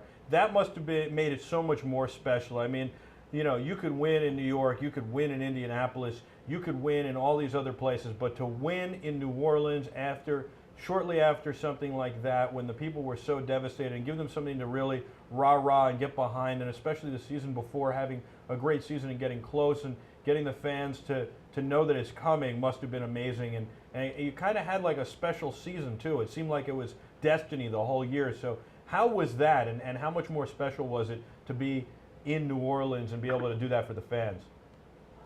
It was definitely amazing. I mean, it really was like a fairy tale, because to have us go 13-0, lose a few games, come back into the playoffs and have home field advantage, and to see that city change. I mean, I lived right downtown in the French Quarter when this whole thing was happening, and I know after we beat Arizona at home, after we beat Minnesota, like, you couldn't even drive. The entire city, all you could hear was Fugett chanting throughout the entire night.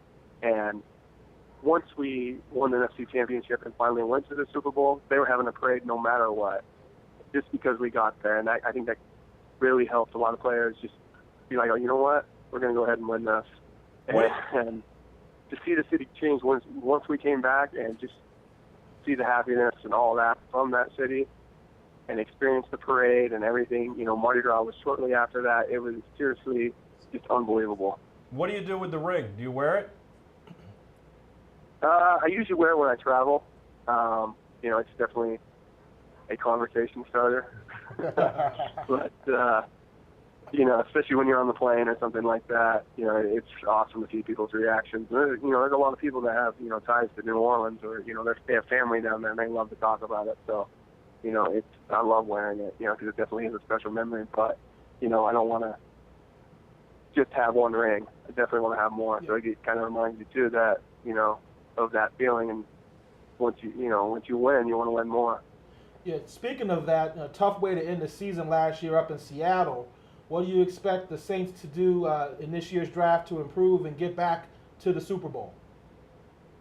I'm not really sure. To be honest with you, I'm with my girl right now. We've been watching the Hornets game. So I really haven't been paying attention to the draft. So maybe I shouldn't be calling me, but I think they're going to take the best player available. Teams are going to, you didn't expect Detroit to take a defensive tackle, but to them that was the best guy that was available for them. So they're going to take the best guy that's available, and they're going to improve where they need to. But there's also 400 guys that are in free agency right now, so who knows what's going to happen with that. And I think for the most part, a lot of the guys that are free agents there that they want back are going to be back down in New Orleans. They have a good program. Guys want to be there. So, they're going to pick who they need to pick. Now, Jeff, for a guy like you who's from a small school, who obviously brings his hard hat to work with him every day, how has this off-season changed? What's been the difference with the whole lockout situation? How has that changed your off-season regimen? It definitely, gave a little bit of relief at first, because, it kind of puts that day when you have to be back on hold. But for me, I kind of took my time off. As soon as the season ended, I went and traveled a little bit, took a little bit of time off, but I got back to training right away. And, I've been here in Phoenix for the last 4 weeks, and, before that I was training on my own a little bit. And, so I've been going hard for the last 8 weeks, and, I usually do that every year. So it doesn't really change it a whole lot, but I do think it does change other guys that have been training, because I don't think they're training as hard. And if they are, good for them. If they're not, better for me. Shout out to the 300. Shout out to PEP, E and Danny out there in Scottsdale, Arizona. I know that's who you train with. They do a great job out there of getting guys ready for the NFL and for the season. Yes, definitely. Ian's been tremendous help to me. I love coming down here because you can not only just train and get bigger, get faster, get stronger, but you also, you can get the soft tissue work that you need to get you healthy. There's a lot of guys that come down here for rehab, but it's not just rehab. It's also just getting in better shape and, getting better from your position, and clearing up those nagging injuries.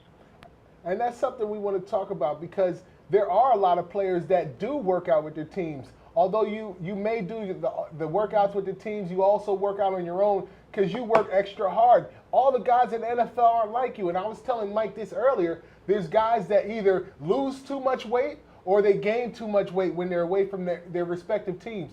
So what do you think is going to happen when everything does resume back to normal? Are guys going to be ready? Is it going to take them a little longer to get ready? What do you think is going to happen, Jeff?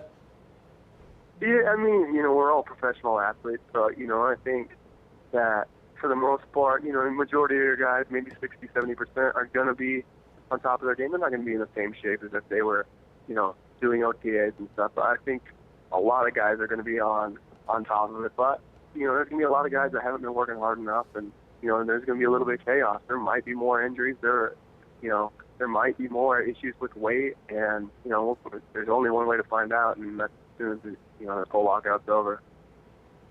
Well, Jeff, we appreciate you coming on. Thanks for we really glad to have you on the show, and hopefully you come back and be a guest some other time. Especially live in studio. That'd be awesome, man. Thank you so much. You ever been to New York? I would love it. Thank you, guys. You ever been to New York, Jeff? Never have. See, we need to get him out here. He's got to make a trip. You got to come in studio, Jeff. All right. Sounds good. We'll show you the town, too. Perfect. All right, man. Be good. Enjoy the rest of the draft and the Hornets game. All right. Sounds good. So you're going for the Hornets tonight, I take it? Yes. Well, of course. Well, they're behind right now, so keep rooting hard. That's what I checked. 54-46. Hey, man. Thanks a lot. So, look, a lot of things have happened in the draft. The Redskins just picked Ryan Kerrigan. Mike Pouncey went to Florida. Mike Pouncey, the top center. Went to the Dolphins, yeah. The top center in top the draft. Center. His brother plays for the Pittsburgh Steelers. Their center, Pouncey. Yeah, well, he went to the Dolphins. Yeah.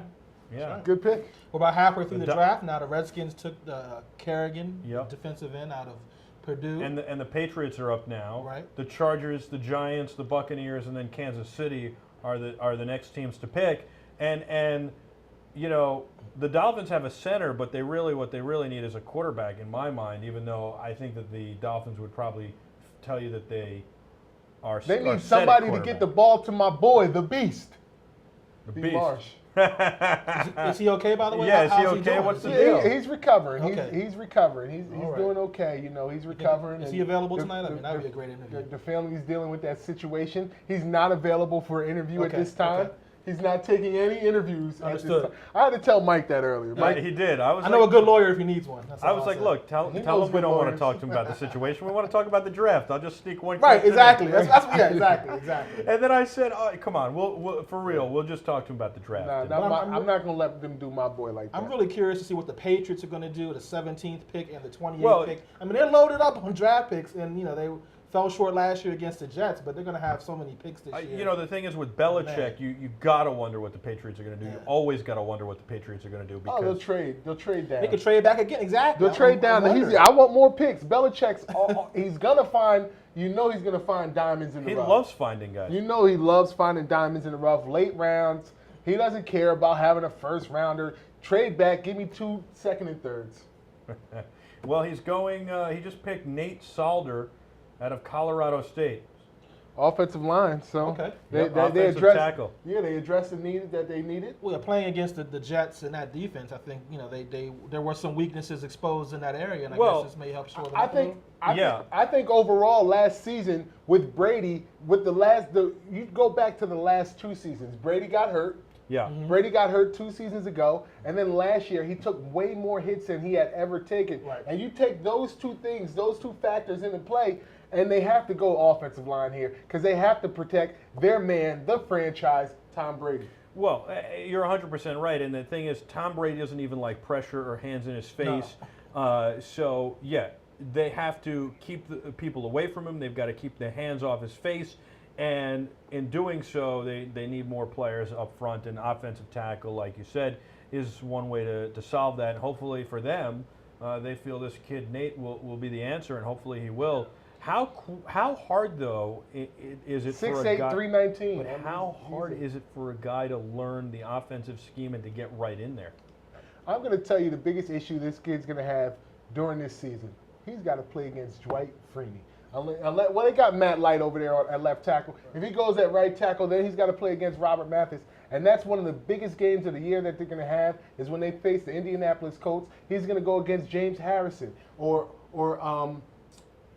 Lamar Woodley on the other end. And those are two premier pass rushers in this league. So if this guy comes in and plays right away, which I suspect he might up there in New England. Very well. You know, Bill Belichick, he's not bottle feeding any of his rookies. So I think he's going to have trouble adjusting to the speed of the NFL game and the power of some of those players. So you can't just get right in there, especially with a shortened what could be a shortened training camp. I mean, clearly they're not going to have mini camps tomorrow and possibly a week from now, May 9th, some teams. And it could be a very not fluid situation because it could be a very start, stop. I got the producer in my ear. Who we got on the phone? You got that? My man Carter Bryant. I got it. Carter Bryant. Okay. Carter the Power on Twitter. Carter the Power? Yes. That's your guy. That's my guy. I was getting there. That's my Well, Southeastern bring him Conference expert. Carter the Power, the sports director at 91.1 KLS, covers LSU specifically, but also covers the Southeastern Conference, the best conference in college football. Carter, are you there? Hey, what's up, guys? It's a pleasure to be on Sports with the CE tonight. What's going on? Hey, that's for content and entertainment. Don't you forget it. And it's great to have you on. Oh yeah, hey, pleasure being here, guys. So you know we got to jump right into it and go right back to that 5th pick with the Cardinals. They took Patrick Peterson. I thought he might have went earlier, but that's your guy right there, huh? Yeah, I mean Patrick Peterson.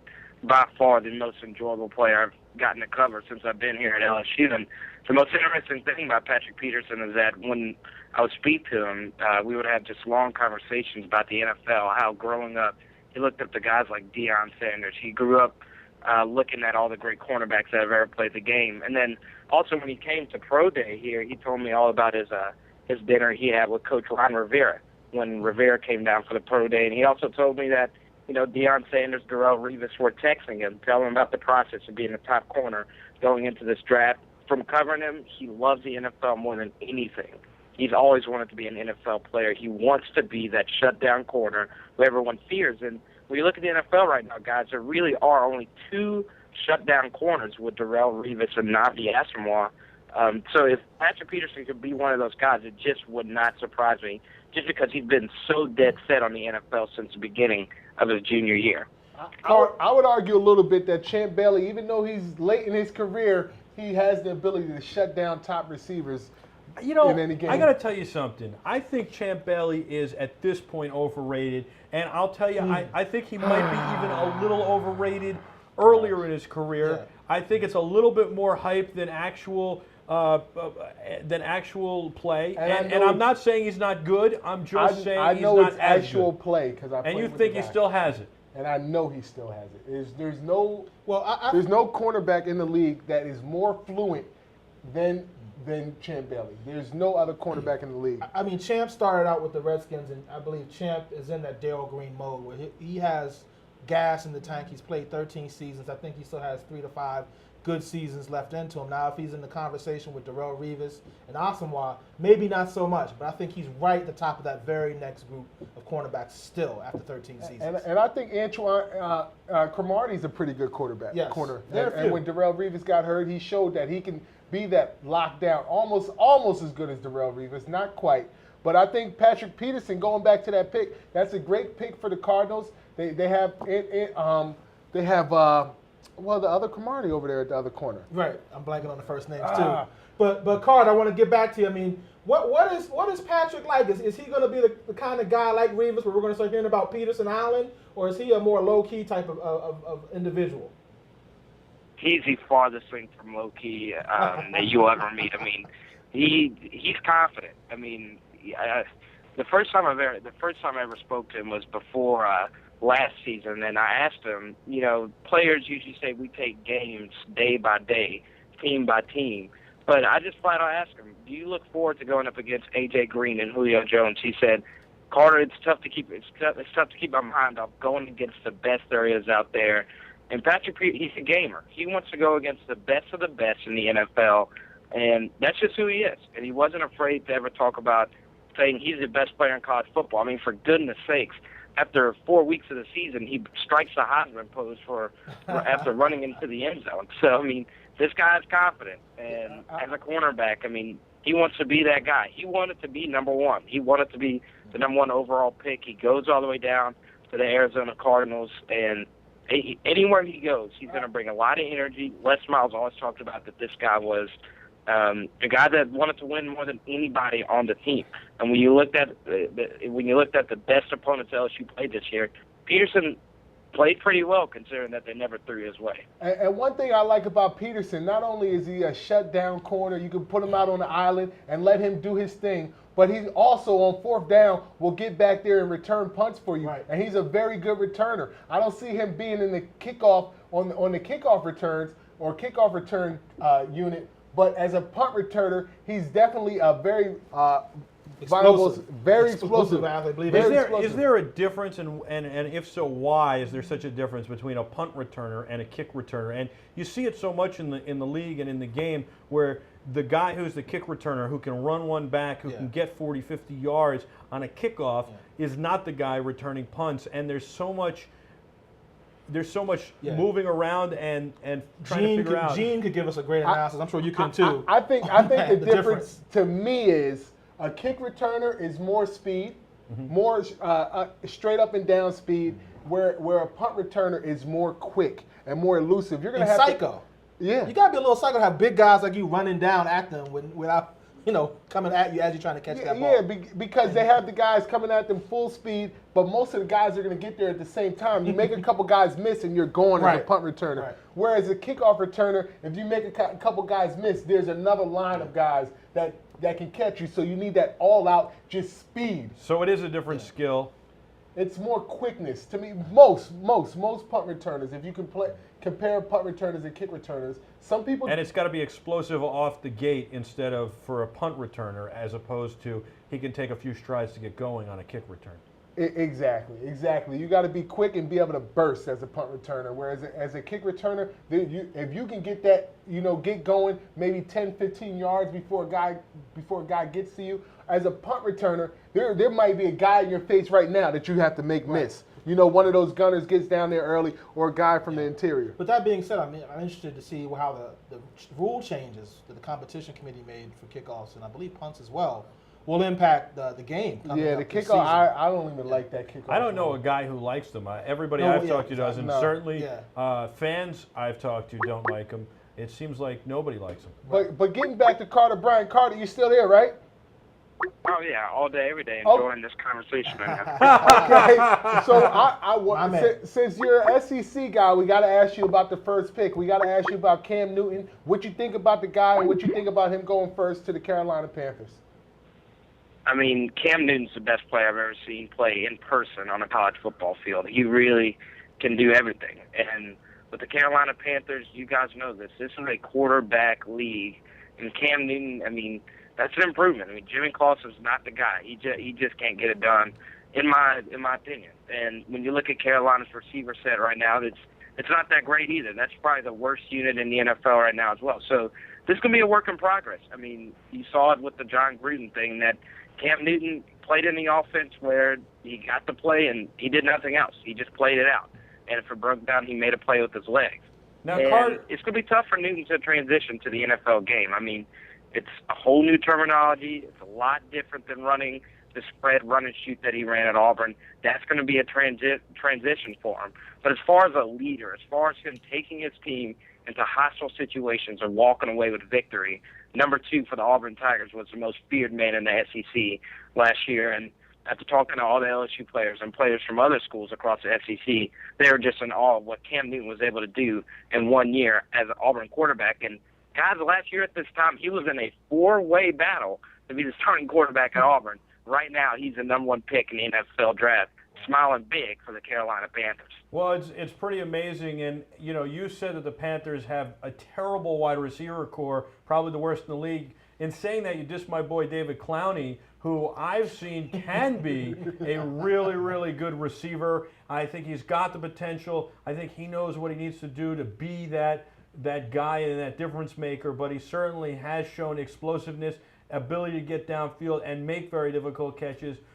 Would you say that with Cam Newton, all of these guys are now elevated? I mean, you could say that, but one thing that's really going to hurt is the current situation we're in. I mean, Cam Newton's not going to have OTAs. He's not going to be able to learn the new offense, and it's going to take a little while. I mean, rookie quarterbacks, Cam Newton's not really the guy that you would expect to transition as quickly as other quarterbacks who came in from pro-style offenses. And I just don't see it. I mean, Brandon LaFell's a receiver that Carolina drafted from LSU. He's a guy that can't get any separation in the NFL. If you give him a jam, he's going to sort of wimp out. He can't get off jams. And Steve Smith, he doesn't know what's going to happen with him. And Gaddis from Baylor really just could not make any plays when Jimmy Clausen put it on the money for him to go for a 50-50 ball. So these guys, it's not Cam Newton that's got to elevate them. The receiving core has to elevate Newton, as he's a rookie coming into the NFL, which is just going to be a brand new world for Newton, who's won at every level that he's played so far. But it's a whole new animal. And how is Newton going to react if the Panthers go 1-7 to start the year? It's going to be interesting to see how that plays out. Well, you heard it here first, folks. I mean, here you go. Carter Bryant just said it's Clowney or bust for that Carolina offense. I know that makes you feel a lot better, I'm sure. Carter, I want to ask you, 7 of the first 18 picks are from the Southeastern Football Conference. Any thoughts on that? Well, I mean, you look at Marcel Darius, who's just a menace along the Alabama defensive line. I love this guy. I love what he can do on the football field. He can play a 3 technique in a 4-3 system, and he can also play a head-up 0 technique in a 3-4, a guy that can draw a double team, a guy that can also go out and play Richard Seymour 5 technique. This guy can really do it all as an athlete along the defensive line. And also, you saw in the national championship year, a little pirouette for the touchdown against the Longhorns. The guy can really make a difference along the defensive line. And yeah, I mean, you really have to look at what the Falcons did at number 6 with Julio Jones. I believe A.J. Green is going to go great with Chad Ochocinco and Jerome Simpson for that Bengals offense. You got to see what they're going to do at quarterback this offseason. But Julio Jones is a guy that really jumps out at me. The Falcons traded a lot to get Jones right now to go along with Roddy White. If this guy can stay healthy, he's a great blocker. He's probably a little bit better at A.J. Green than running short routes. So right now, is the trade Julio Jones versus Patrick Peterson was by far the best football I've ever seen played in the SEC. I mean, you saw the 2 best athletes in the conference go at it at each other at least once a year the last 3 years, and it was pretty much an even battle all these last 3 years, watching these guys jam each other, play physical football in the best venues in the SEC, which is rather amazing. But one pick that sort of is going to be interesting to see how this play out is Nick Fairley. I mean, you look at him, he's a great Auburn defensive tackle, but most of Fairley's plays were made outside the shoulder of the guard, in between the tackle and the 3 technique, where in Ndamukong Suh, that's where he makes a lot of his terror as well. So Nick Fairley and Suh, they're going to have to work out who's going to play a lot of the double teams against a guard in the center and who's going to be playing outside the guard. I'm sure they can switch that out, and both can be a great tandem for many years to come.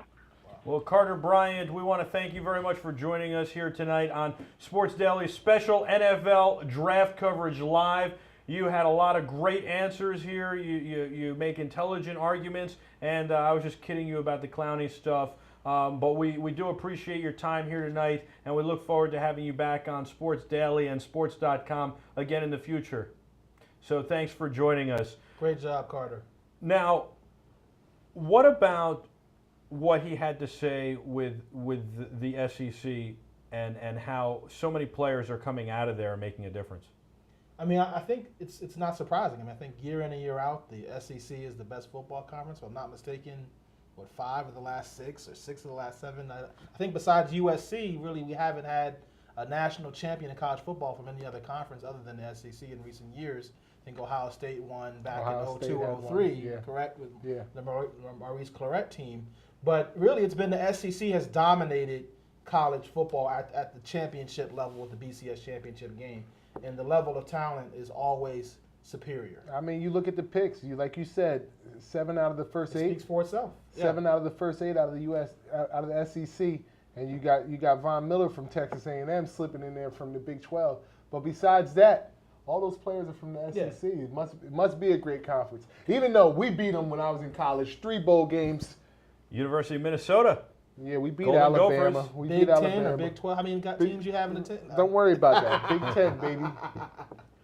All right, we have another caller. This All right. is Peter Schwartz joining us on Sports Daily's special NFL Draft Live, high atop Radio City Music Hall in New York City, New York.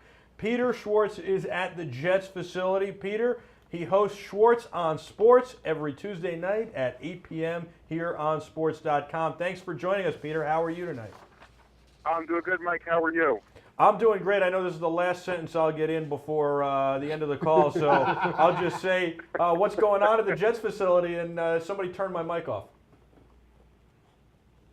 I'm sorry, you were breaking up there. I couldn't hear you. I just said, how's it going there over at the Jets facility?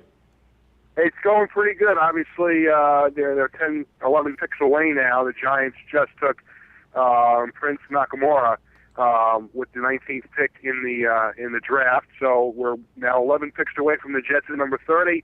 And the interesting thing with this, first round is that there are a lot of quality players that have dropped significantly, and there's going to be a good player on the board for the Jets at number 30. So it'll be interesting to see what happens between now and then. Mike Tannenbaum, their general manager, is known for making some trades, and some guys have dropped. It would have been very hard for the Jets to move up, past this point right now. So I'm wondering now upstairs here at the Jets facility if Mike Tannenbaum is not on the phone with a couple of teams to try and move up a little bit and grab one of these guys that have dipped in the draft here in the first round. So in your opinion, Peter, has there been any surprises so far in the draft? Any surprise picks to you?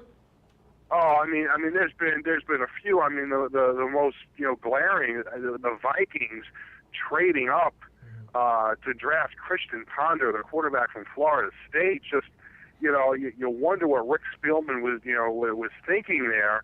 I mean, Ponder's good, but I mean, you're going to trade up and draft him with the 12th overall pick. And the other thing too, the Atlanta Falcons trading 5 picks to move up in the draft to take Julio Jones, a wide receiver. It's just mind-boggling that it's two, and they traded 2 other first-round picks to move up and get him. So I think those 2 things are probably the biggest surprises so far tonight. What about the Broncos picking at number 2, who took, arguably the second best player in the draft, or some people had him slated the top player in the draft, in Von Miller, but they're going to a 4-3 defense, and he's a 3-4 outside linebacker. How do you see him fitting in Denver?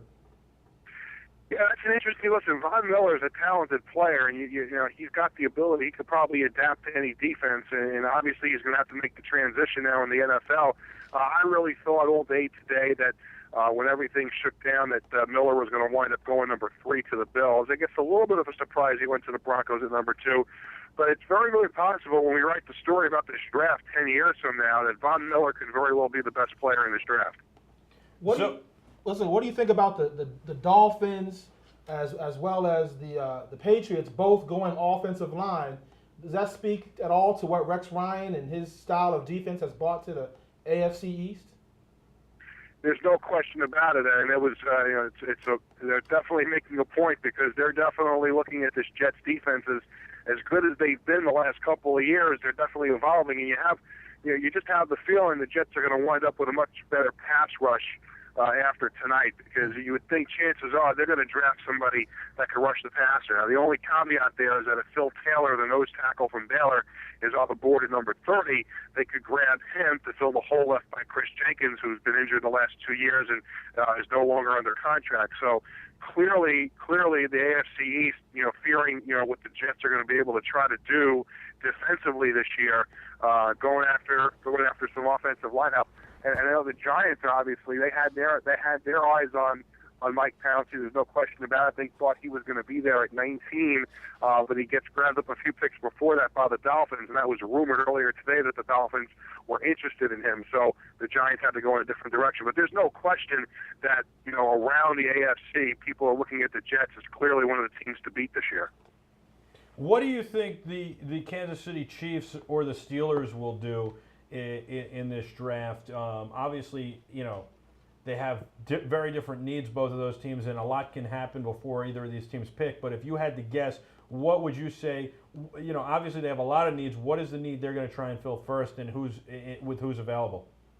Well, it's interesting. The Chiefs have a number of ways they can go. Obviously, they can go out and find themselves, another offensive weapon for Matt Castle to work with. But there's also the possibility that this has been talked about the last few days, that they've grown enamored with Phil Taylor, the nose tackle from Baylor as well. So it's very possible that that's the direction that the Chiefs can go. And as far as the Steelers go, obviously, you don't have, when you go to the Super Bowl, you don't have too many holes to fill. But I would imagine that the Steelers, the one spot on that team that you looked at this past year, and you see they're a little susceptible, is their secondary. So they can definitely go. If I had to guess, I would say that the Steelers, with the second to last pick in the draft, unless they move up or move down, I would think they'll go out and try and find themselves a shutdown corner or a safety, because I think that was the one part of their defense that was a little susceptible last year.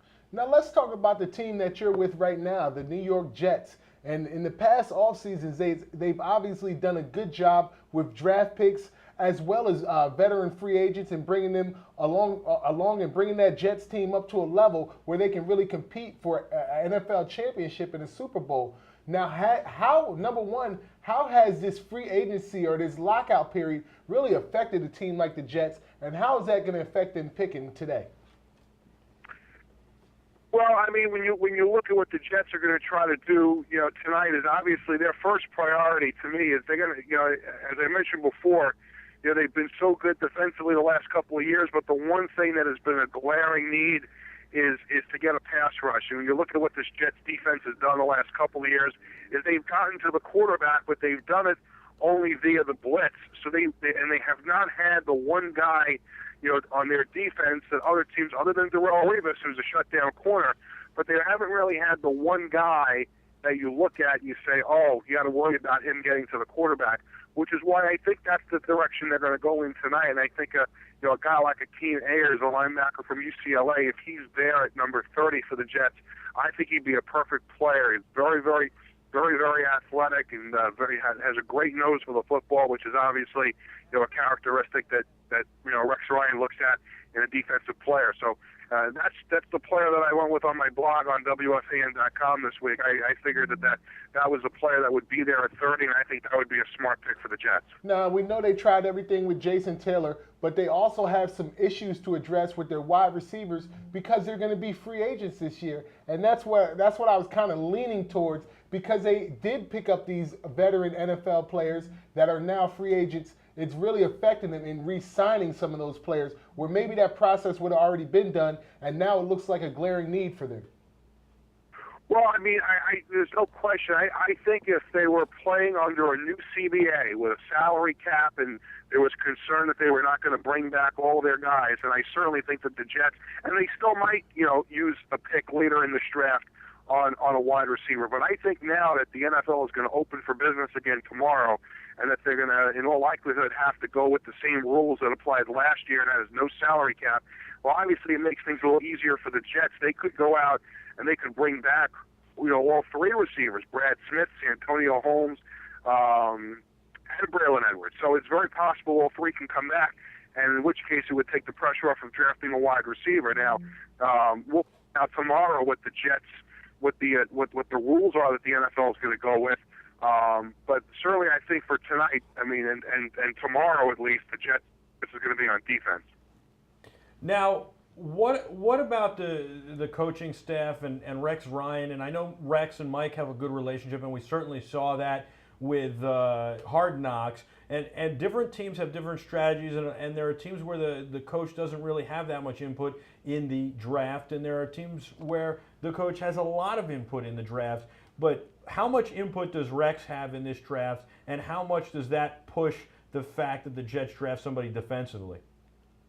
Well, I think Rex has a huge say, but one thing about the way that the Jets operate, and this is the last thing, guys, because I got to take another call, but what the Jets do, the Jets don't have, a dictatorship with Mike Tannenbaum. They have a democracy, and they have a team of people. Joey Clinkscales is their vice president of college scouting. He runs, the whole operation all year long. Terry Bradway, the Jets' former GM, is their top, senior personnel executive. He, plays a major role as well. And obviously the coaching staff, and they get reports filed by each and every member of their coaching staff. So when it comes down to, breaking a tie, there's a lot of discussion and a lot of, back and forth. So it is without question, it's hard to tell when you don't cover the other teams. It's hard to tell how they operate, but clearly with the Jets, it is a democracy, and it's a well thought out plan, and there's a lot of give and take between the entire football staff. A very busy Peter Schwartz. Schwartz on Sports every Tuesday night at 8 p.m. here on Sports.com. Thank you very much for your time out at the Jets facility. Have a great night and enjoy the rest of your coverage. And thanks for calling in. All right, Mike. Sorry I had to cut it short. That's cool, man. I know you got to. I appreciate your time. Thank you. And so do our viewers. Yeah. So now we talk about Rex Ryan and Mike Tannenbaum. I see those two guys sitting around having a pizza, joking around about who they're going to pick right now, like maybe having in some 2 or 3 side pizzas, room. but yeah, 2 or 3 pizzas. And I know that Rex has a lot to say, but you can't keep Braylon Edwards and Santonio Holmes in that offense, in my belief. I think that a lot of people think Braylon's the guy who needs to leave. The Jets made a tender to Santonio Holmes. What do you guys think is going to happen in that situation? Obviously, they need a 2 wide receiver combo. From what I've understood, it sounded like Braylon indeed was going to be the odd man out in this situation. Again, and it's such an unusual year with all the free agents that are going to be in the marketplace. It appears now that the lockout is come and gone. So it looks like the Jets could be looking to replace him with another free agent or in the draft. But I was really curious, and I was going to ask Schwartz, if he had another second or two, what the Jets are going to do about the run game. Mendenhall had 120-plus yards in the conference championship game. And I know he mentioned that they were going to pursue increasing their pass rush. But the running game, I really was wondering, what they're going to do to shore that up. Do you think that there's any possibility that the reason Mendenhall ran so much is because they were trying to get pressure on Roethlisberger and they were blitzing too much, and that if they fix their pass rush, that they'll in turn fix their running game, because they really didn't have that much of a problem against the run for most of the season, but Roethlisberger presents so many challenges. I think it goes hand in hand, the pass rush and the running game, because if you shut the running game down, then you're able to pass rush and vice versa. And if you're not getting pressure on the quarterback like they weren't able to do with their front 3 or front 4 or however you want to call it in a 3-4 defense, then they had to bring extra players. And once that extra player comes on a blitz and you pass, or the running back, they call a running play, and he gets past that extra player, then there's a lot of gaps in the defense because the guys on the back end are playing man-to-man coverage. And if wide receivers are just going on go routes, they have their back to the running back, so they have no idea. That's why Mendenhall got those long runs in that game, because their corners, their safeties, their nickel was man-to-man on receivers. I thought it was because it was so cold and the run defense was on the sideline by the heater. And obviously the Steelers have a pretty good offensive line. Well, I mean, that's true too. You can't discount how good the Steelers are and how good their offensive line is. And also again, you go back to the threat of Roethlisberger and the dimension he brings to the game, being able to be, number one, he's hard to bring down. Number two, you got to get pressure on him and try and knock him off his game. And number three, he's able to make a play almost as good as Elway and almost as good as... And another point that goes right along with that, Roethlisberger is a quarterback that makes plays outside the pocket. He extends the play. So if the Jets are running a defense where they're trying to keep Roethlisberger in the pocket, that means their defensive ends or outside linebackers are more upfield, giving more run lanes inside because you're trying to keep Roethlisberger in the pocket. And you know what? We didn't say call in because I don't think we really had any room for them to call We in. really didn't. We told them to call in up at the top, but we didn't say it after that. so- We didn't have time. So we'll take all your calls next week. And thank you, Russell, for coming from DC to be part of this. And you're more than welcome back anytime. Thank you. And tune in. You got Sports Daily every day, weekly, every day, 1 to 2 p.m. You got the warning track on tomorrow night, the warning track. 6 p.m. You got Rally Notes Thursday nights. Don't forget about Rally Notes. It preceded this show, and it's an amazing rally race show, and that's with Greg Dorman on every Thursday night at 7 p.m. here on Sports.com. If you missed it tonight, as with all our shows, you can watch them on YouTube.com/SportsTV. You can also go to our site, sports.com,